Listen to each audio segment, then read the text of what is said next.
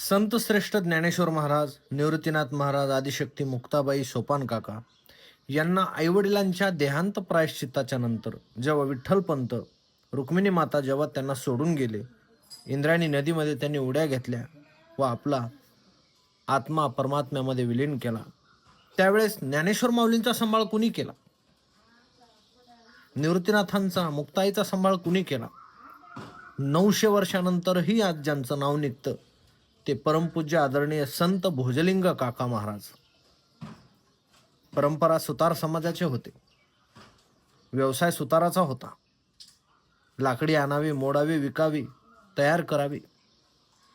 पण काकांच्या हे लक्षात आलं की माऊलींना, निवृत्तीनाथांना, मुक्ताबाईंना सगळं जग त्यांचा धिक्कार करत आहे. अशा परिस्थितीमध्ये त्यांचे वडील म्हणून आपण त्यांचे आई वडील झालं पाहिजे. तर काका त्यांची आईही झाली, काका त्यांचे वडीलही झाले.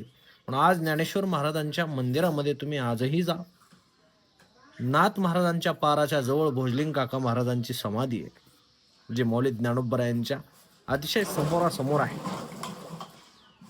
भोजलिंग काका हे परंपरेपासून, लहानपणापासून त्यांच्या घरामध्ये सुतार समाजाचा व्यवसाय होता.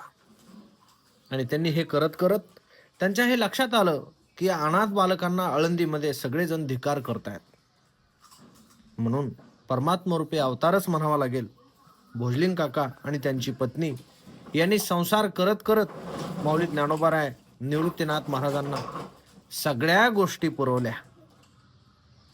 आणि ज्ञानोबाराय जशी अनाथाची आई आहे, तशी माऊलीची आई कुणी झाली असेल तर निवृत्तीनाथ महाराज आणि त्यानंतर भोजलिंग काका महाराज ही चारही भावंडांची आई झाली.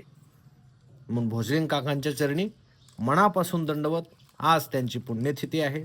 900 वर्षानंतरही भोजलिंग काकांचा हा इतिहास थोड्याशा शब्दामध्ये तुमच्याबरोबर मांडण्याचा प्रयत्न केला.